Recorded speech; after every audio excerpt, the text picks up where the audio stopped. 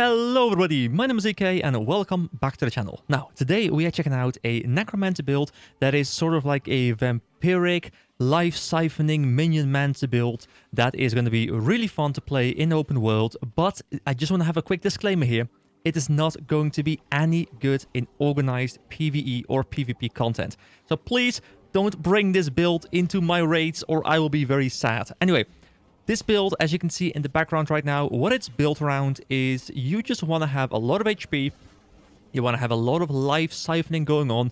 You have a lot of minions out there. Your minions are keeping you alive. They are hitting things. They are keeping you alive as well. You have a lot of self-sustaining tools. And it's kind of like, hey, I want to play Necromancer. I want to play into the power fantasy of playing this Minionmancer. Because let's be real here. When you initially started playing Necromancer, what you wanted to do is you wanted to have minions. Now, unfortunately, I have to be honest here. Minionmancers aren't particularly good. There isn't a lot of support for them. And this definitely isn't one of the stronger builds out there that I've made. But it is quite fun to play. And if you want to play Minionmancer and you don't have access to the much stronger Reaper version, then yeah, this is definitely quite a fun build to play. So in the background as well, you have seen me play this build. You have seen me purposefully step into all of the shit I can possibly step into, besides a few dodges that just came from muscle memory.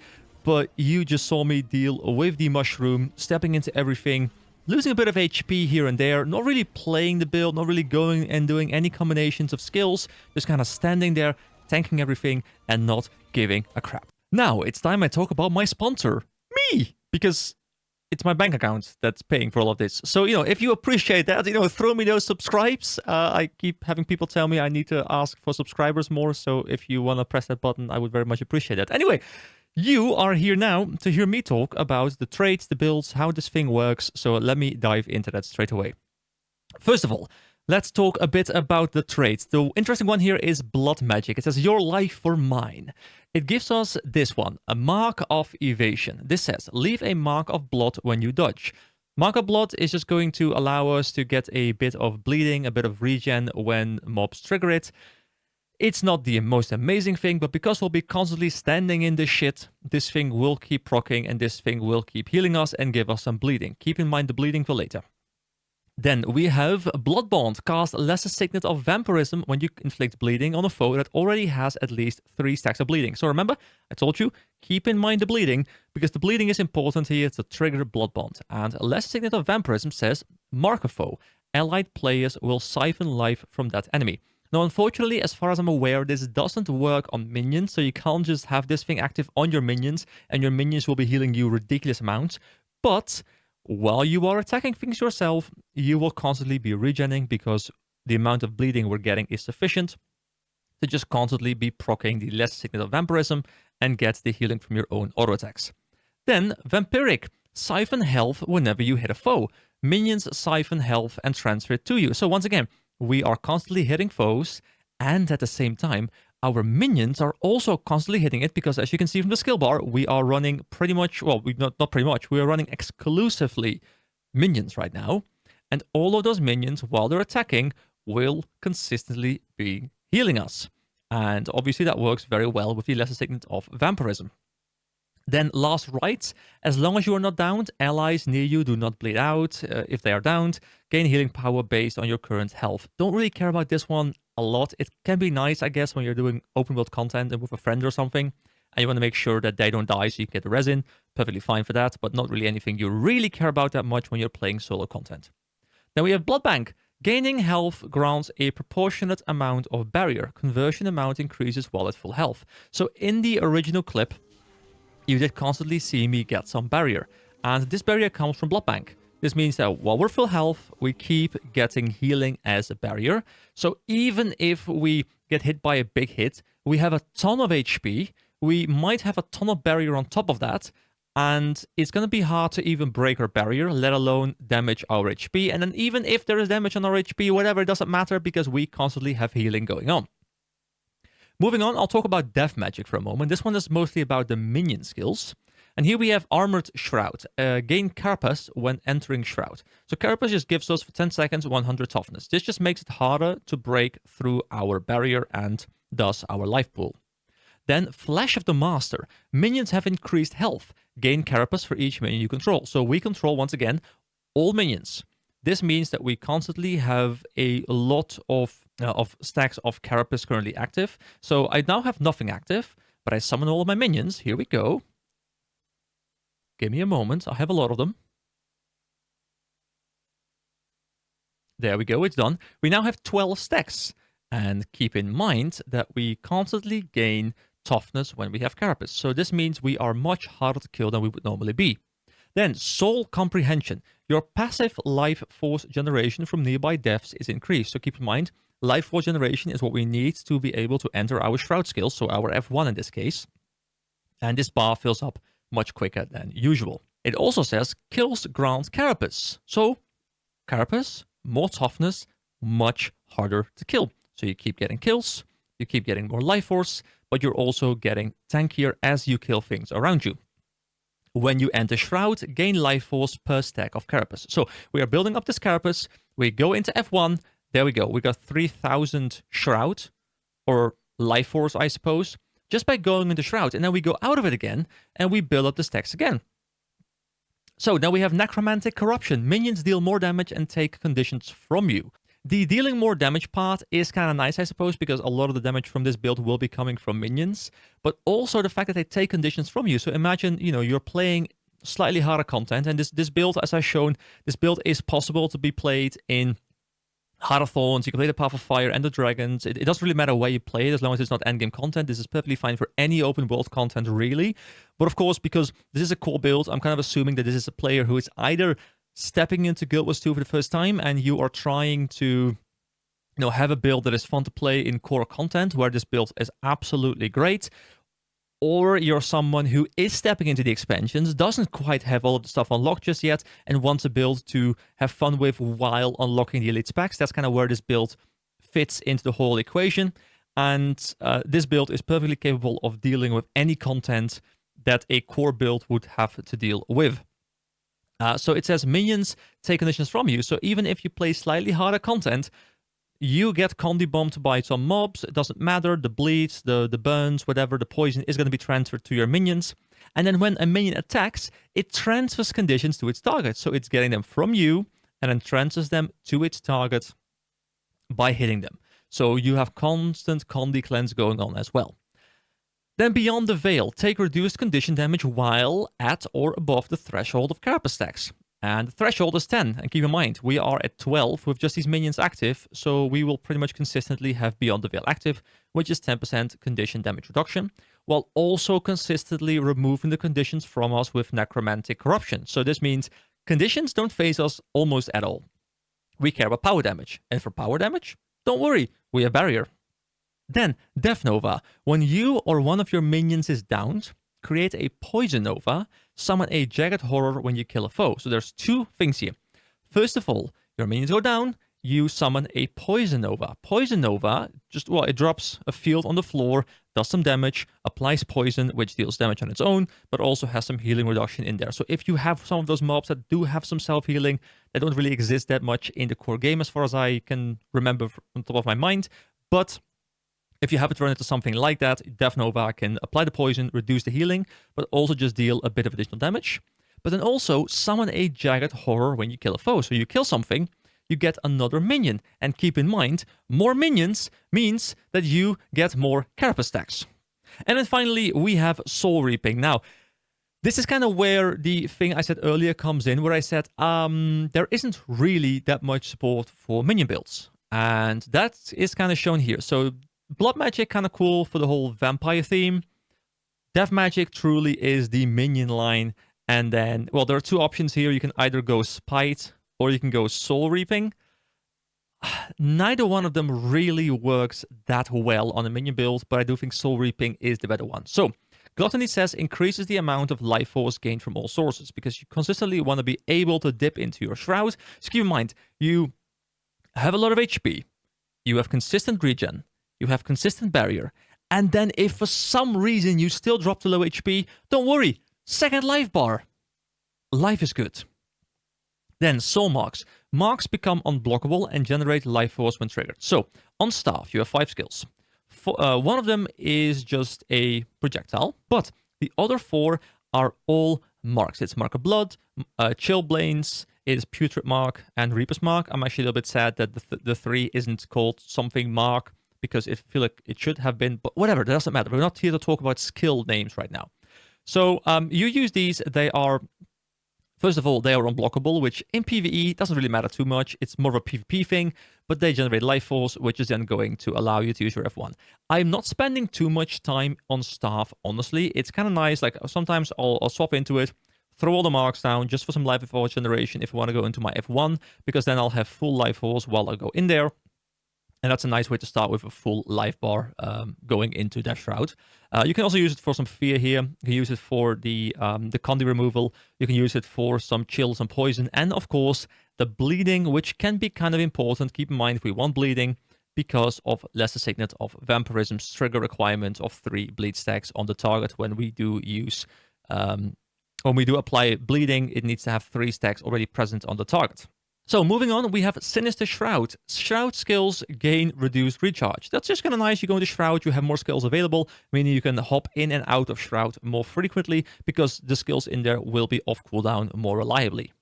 Moving on, a Vital Persistence, gain vitality, your incoming healing is increased. So we are getting consistent healing from our minions, and we are also getting consistent healing from our own vampiric abilities, which means that all of that healing, the 20% modifier, is going to come on top of all of that, meaning it's going to be even harder to kill us. Yeah, you can kind of try and burst us down, but we have 32k HP, excluding barrier, excluding the F1 as well. So bursting us down is really hard, but also we win the war of attrition because we just have so much constant healing coming in.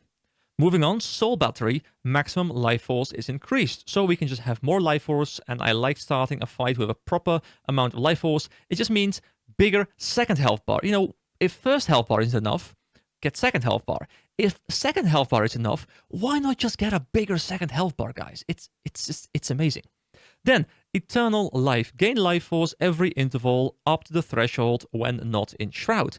Gain protection when you enter Shroud. So, we are consistently regenerating through all kinds of means, but this one is really nice. This one will consistently get us to 66%, which is where we are right now. So we can't fill up the entire bar, but we can consistently have 66%, and then we can, you know, engage a mob, throw a lot of stuff. Let me actually just go out and show you. Hold on. Let me go to this Risen Drake. I don't know if it's going to... actually, no, this Earth Elemental right here. So, Yeeter shit here. Look at my bar. My bar is now at 21k, but F1, another 3k, and we're practically maxed out. There we go. Perfect. So, I was here, not there. It also says, gain protection when you enter Shroud. So, what does protection do? Well, it gives us 3 seconds of 33% reduced incoming damage. So, you can swap to Shroud when you're feeling like you're under a bit of pressure. You know, they've managed to somehow make it through your barrier and through a bit of your HP bar. You swap to Shroud, you get protection, you're constantly regenerating your regular HP bar underneath it. Like, there's just so many ways where it becomes almost impossible to die unless you literally just stand in the fire, go grab a coffee, and even then you might still return and your minions will have cleared everything. So, that is a trait.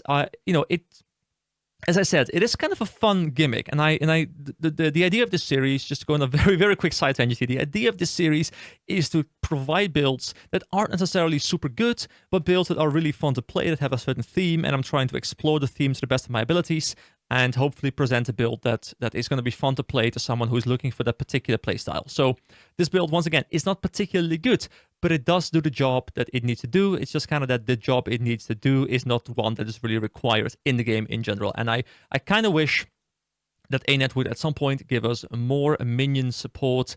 And I know minions are really, really terrible to play into. AI is terrible to play into when you're playing PvP, so, don't make it good in PvP or something. But in PvE, I know everyone who plays Necro is like, yeah, I want to have that minion fantasy, so please, ANET, do that. Anyway, moving on. That was the traits. Let's talk about the gear. So the gear, I'm just trying to go on theme. Once again, it's not really good, but I have dire gear. Dire is toughness, vitality, condition damage. So I wanted to have some condition damage in there because obviously I don't want to have no damage whatsoever. But the other stats are toughness and vitality. Now, you could just slot in some Vipers here and be perfectly fine. Honestly, Vipers is just the best Condi stat, which is going to allow you to deal way more damage.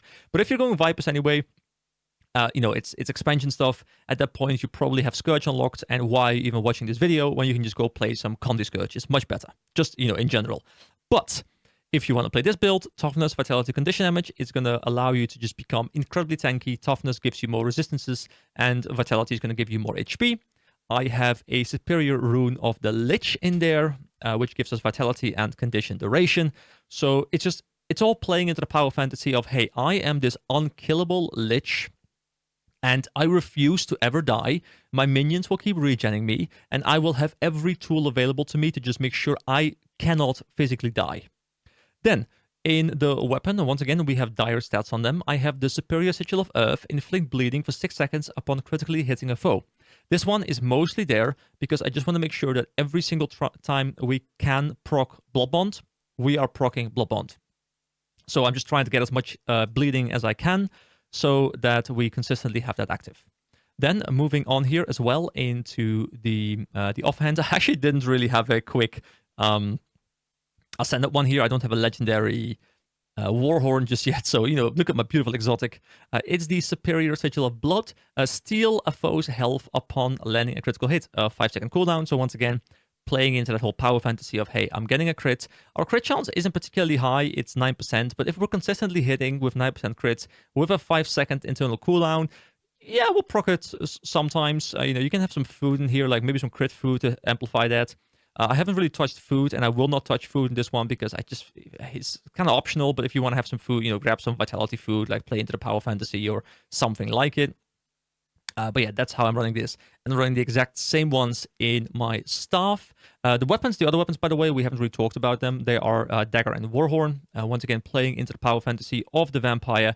With the auto attack, you are siphoning health. With the 2, you are siphoning health. And with the 3, you can bleed yourself, immobilize your foe, and remove their boons, and you can gain life force. So you can kind of trade some of your own health a little bit and just make sure you can apply some CC, you can get some bleeding on them. So once again, playing into the whole bleeding aspect and gain some life force if you want to. And of course, there is boon removal in there if for some reason you need it, which once again, in the core game, isn't really a big thing. And then Whale of Doom, it's a fear. You use it like this. It's a cone in front of you. You can fear enemies. So if you want to have some break bar damage, there you go. A Whale of Doom is pretty good at that. It has a 100 Defiance break. And then Locust Swarm. This one is quite nice just because it says you gain swiftness. So that's, first of all, quite nice because you're able to just walk around with more swiftness, which means you can, move from mob to mob a bit more easy. But also you siphon health to you and your allies from nearby foes. So, I step next to someone, I press D5, I have the really cool effect, by the way, I really do like this one, of all the locusts around me, and then I'm siphoning life from all of them. So once again, playing into the whole power fantasy of the Vampire.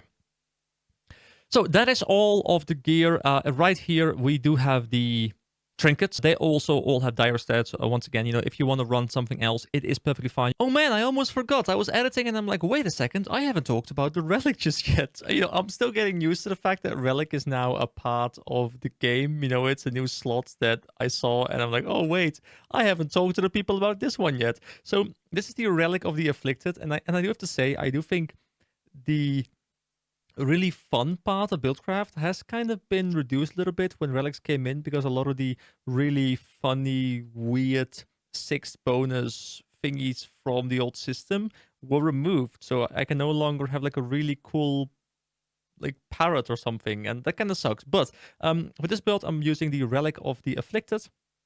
Create a Death Nova at a foe's location upon their defeat that inflicts poison and bleeding. So keep in mind, we talked about it, we can already get Death Nova right now, but now we also get Death Nova whenever someone dies every 10 seconds, and we get bleeding and poison. And the bleeding, of course, we want for the uptime on the trait, and the poison is just nice damage and a bit of healing reduction. So that's great. So, then for the skills on the right side, just minions. I am running the Bone Minion, I'm running the Bone Fiend, I'm running the Shadow Fiend, I'm running the, well, what is it called? The big guy, the Flesh Golem, I think. Yeah, Flesh Golem. And then, of course, did I mention the Blood Fiend already? I don't know if I did, but if not, then there we go. So, talking about bleed, just for a quick second here before we close on the video. We have a bleeding here on Dark Pact. We have bleeding in Shroud as well on the 2. There's also bleeding on the 4. And then there is going to be bleeding on the 2 on staff. So there are quite some bleeding applications. There is also, of course, bleeding on crit, as we talked about. So we do have a lot of ways to apply the bleeds to make sure we constantly are siphoning HP from our enemies. Anyway, yeah, I think that is it for this video. I tried to make this one a bit quicker than the other one. I don't know if I managed to succeed, but once again, I am trying to do videos for all of the classes. I have done, I think this is number 5 now. I'm kind of struggling coming up with really cool things that aren't already done, and I want to try and refrain from just doing meta builds. Because what is the point of doing a meta build video when there's like 17 videos on the same build already?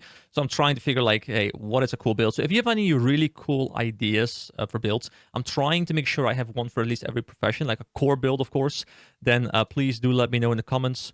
And thank you very much for watching, guys. Have a nice day. And yeah, I'll see you around.